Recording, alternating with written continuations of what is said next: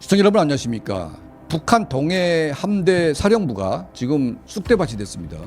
동해함대 사령관 정치위원 또 작전 참모장을 포함해가지고 10명의 동해함대 사령부의 핵심 간부들이 강곤 군관학교에서 또 고사기관총에 맞아가지고 시체가 완전히 이제 가루가 된 이 사건이 최근에 발생했습니다. 국정원이 발표했습니다.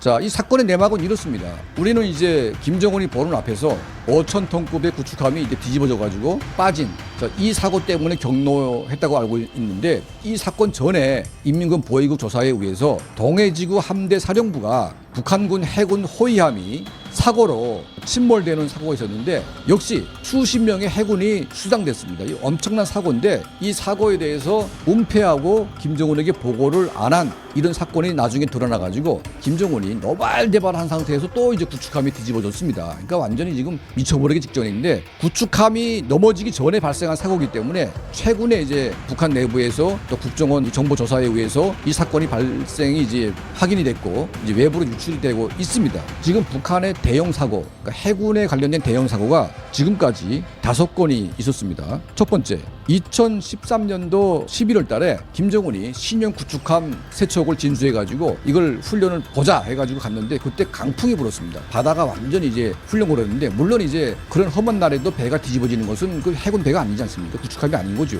근데 일단은 조심을 해야 됩니다. 그러니까 이제 마치 인민군 그 공수부대가 폭풍이 부는데 김정은에 의해서 떨어지는 거와 똑같은 거지요.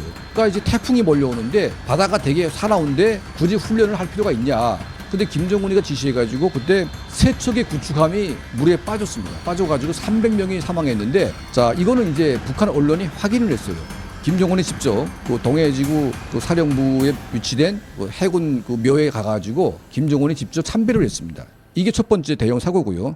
두 번째는 2018년도에 북한 호위함이 이제 기간 고장에 의해서 멈춰섰습니다. 자, 이걸 수리하기 위해서 청진 조선소로 이제 그 바지선이 이 구축함을 이제 밧줄로 묶고 끌고 올라가는 과정에 밧줄이 풀려가지고 아침에 일어나 보니까 따라오던 호위함이 없어졌어요. 근데 그 호위함 안에 인민군 해군이 또 수십 명이 타고 있었는데 몽땅 물에 빠져 죽은 겁니다. 자, 이 사고 때문에 또 김정은이가 노발대발해가지고 이 당시에 그 해군 사령관, 해군 정치위원 오철산이가 잘려가지고 모조리 숙청당했는데, 오철산은 오중읍의 그 친척이라고 해가지고 모가지는 안 잘리고 이제 전쟁기념관 관장으로 이제 겨우 목숨을 부지하고 있는데, 그 당시에 해군 사령관은 거의 수용소 수준으로 갔습니다. 그 다음에 2022년도에 새로 임명된 김명식 해군사령관이 또 잘리는 사건이 발생했는데, 이게 왜 발생했냐? 북한군 호위함에 설치된 오뢰가 빠져나가가지고 실종되는 사건이 발생했습니다. 그러니까 전쟁도 아닌 이런 상황에서 오뢰가 스스로 빠져가지고 실종이 되는 거, 이게 해군배가 아니지 않습니까?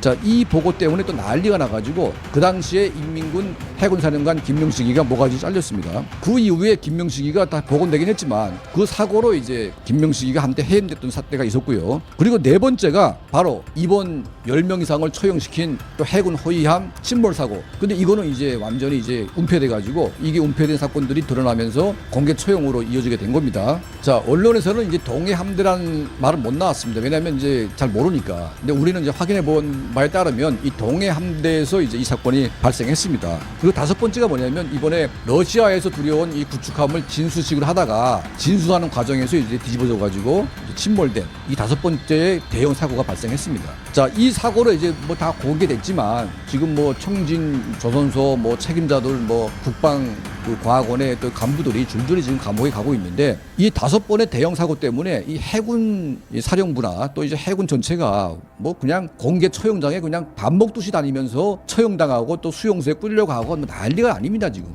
그러니까 해군 자체가 지금 전쟁해가지고 죽는 게 아니고 김정은이가 죽이는 게 지금 해군이 엄청납니다, 지금. 그러니까 오죽했으면 김정은이 별명이 뭐냐? 김정은이는 CIA 간첩이다.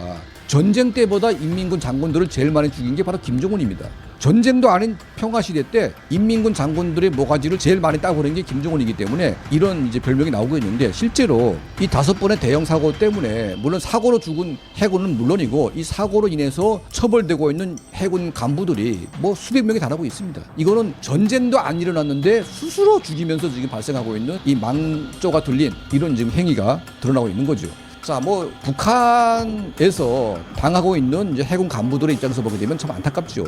하지만 우리가 보는 입장에서는 잘하고 있다. 더 많이 이런 사고를 일으켜가지고 더 많이 죽어야만 북한의 해군 간부들 또 저 나가서 북한의 인민군 간부들이 더 이상 김정은 이 미추광이 밑에서 살 수가 없어가지고 그들 스스로가 살 길을 찾는 길은 김정은을 제거하는 길밖에 없다. 이걸 인식하게 되는 날이 올 겁니다. 자, 이런 날이 빨리 오기 위해서는 더 많은 사고가 발생해가지고 김정은이 화를 돋궈야지만 이게 가능해지지 않을까. 자, 이런 말씀을 여러분께 전달을 올립니다.